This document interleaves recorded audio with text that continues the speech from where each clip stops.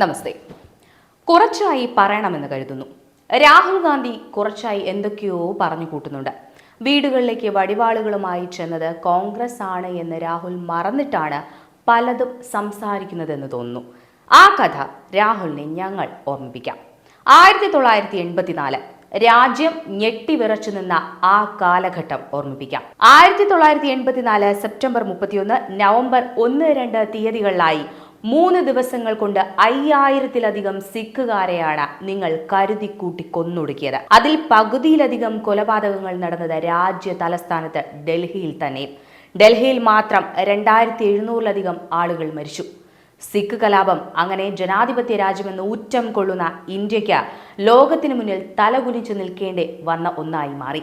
1984 September 31 നിങ്ങളുടെ നേതാവും MP-യുമായിരുന്ന സജ്ജൻ കുമാറിന്റെ നേതൃത്വത്തിൽ അയാളുടെ വസതിയിൽ ഒരു യോഗം നടന്നു. യോഗത്തിന്റെ അജണ്ട സിഖുകാരെ എങ്ങനെ ക്രൂരമായി കൊലപ്പെടുത്താം എന്നതായിരുന്നു. അതിനുവേണ്ടി നിങ്ങളുടെ പ്രവർത്തകർക്ക് വോട്ടേഴ്സ് ലിസ്റ്റുകൾ വിതരണം ചെയ്തു. കൊല നടത്താൻ പണവും ലഹരിക്ക് മദ്യവും നൽകി. വോട്ടേഴ്സ് ലിസ്റ്റ് അനുസരിച്ച് വീടുകൾ തപ്പിയെടുത്താണ് കോൺഗ്രസുകാർ സിഖുകാരെ കൊന്നൊടുക്കിയത്. വസ്ത്രധാരണം നോക്കിയാണ് സിഖ് സ്ത്രീകളെ ക്രൂരമായി നിങ്ങൾ തിരഞ്ഞു പിടിച്ച് ബലാത്സംഗം ചെയ്ത് കൊന്നൊടുക്കിയത്. സിഖ് യുവാക്കളെ വരിവരിയായി നിർത്തി മർദ്ദിച്ച് അവശരാക്കി. എന്നിട്ട് തീയിലേക്ക് എറിഞ്ഞ് ചുട്ടുകൊന്നു. ചിലരുടെ കഴുത്തിൽ ടയറുകളിട്ട് ആ ടയറുകൾക്ക് തീ പിടിപ്പിച്ചു.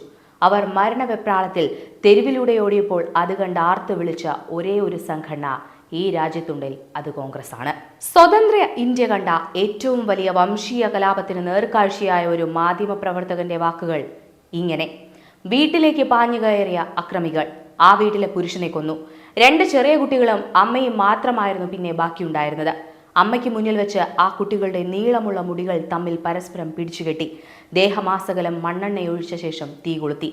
തീയിൽ പരസ്പരം കെട്ടിപ്പിടിച്ച് ആളിപ്പടരുന്ന തന്റെ കുട്ടികളുടെ രംഗം കാണാനാവാതെ ആ അമ്മ നിലവിളിച്ച് ബോധമറ്റ് നിലത്ത് വീണു. അവരെ അക്രമി സംഘം വലിച്ചിഴച്ച് മുറിയിൽ കൊണ്ടുപോയി കൂട്ടബലാത്സംഗം ചെയ്തു. എഴുതാൻ പോലും മടിക്കുന്ന ഭയക്കുന്ന ഭീകരതയാണ് 3 ദിവസം കൊണ്ട് ഈ ഭാരതത്തിൽ അന്ന് നടന്നത്. നിങ്ങൾ തയ്യാറാക്കിയ ഈ വംശഹത്യയെ വൻമരം വീഴുമ്പോൾ ഭൂമി ചെറുതായി ഇളകം എന്ന് പറഞ്ഞ് ന്യായീകരിക്കുകയായിരുന്നു നിങ്ങളുടെ നേതാവ്, നമ്മുടെ മുൻ പ്രധാനമന്ത്രി രാജീവ് ഗാന്ധി ചെയ്തത്. കോൺഗ്രസ് പാർട്ടി നേരിട്ട് യോഗം കൂടി അജണ്ട തീരുമാനിച്ചു നടത്തിയ ഈ വംശഹത്യയെ ബാലൻസ് ചെയ്യാൻ മണിപ്പൂരിൽ 2 ഗോത്ര വിഭാഗങ്ങൾ തമ്മിൽ നടത്തിയ കലാപത്തെ നിങ്ങൾ BJP-ക്കെതിരായി ഉപയോഗിക്കുന്നു. കോൺഗ്രസ് ഈ രാജ്യം ഭരിക്കുമ്പോഴും മണിപ്പൂരിൽ കലാപമുണ്ടെന്നും അതിന്റെ കാരണം രാഷ്ട്രീയമായ ഒന്നല്ല എന്നും നിങ്ങൾക്ക് അറിയാം. എങ്കിലും 10 വോട്ടിനു വേണ്ടി കള്ളക്കഥകൾ പറയുന്ന നിങ്ങളുടെ നെറുകേടിന്റെ വിഭജനത്തിന്റെ വർഗീയതയുടെ രാഷ്ട്രീയം പൊതുസമൂഹം തിരിച്ചറിയും. ജനങ്ങൾ ഇതൊക്കെ കണ്ടുകൊണ്ടിരിക്കുകയാണെന്ന് മനസ്സിലാക്കണ്ടേ രാഹുലെ നിങ്ങൾ? അതിന്റെ ഉത്തരമാണ് ഓരോ തിരഞ്ഞെടുപ്പിലും ജനങ്ങൾ നിങ്ങൾക്ക് തരുന്നത്. ഒരു കാര്യം ഉറപ്പിച്ചു പറയാം, ഈ രാജ്യത്ത് ഏതെങ്കിലും രാഷ്ട്രീയ പാർട്ടി നേരിട്ടൊരു വംശഹത്യ നടത്തിയിട്ടുണ്ടെങ്കിൽ അതിലേറ്റവും വലുത് നിങ്ങൾ കോൺഗ്രസുകാർ നടത്തിയ സിഖ് കൂട്ടക്കൊല തന്നെയാണ്. കോൺഗ്രസുകാർ കൊന്നുതള്ളിയത് 4000 പേരെയാണ്. അതുകൂടെ സംസാരിച്ചു വേണം ഗുജറാത്ത് കലാപവും മറ്റു സംഭവങ്ങളൊക്കെ വിളിച്ചു പറയാൻ. കാപട്യത്തിന്റെ മുഖം മൂടി അണിഞ്ഞ നിങ്ങൾ എത്ര സുന്ദരമായി മുഖം മിനുക്കി നടന്നാലും ഇതുപോലുള്ള സത്യങ്ങൾ പൊതുസമൂഹത്തിൽ ഉയർന്നു നിൽക്കുക തന്നെ ചെയ്യും.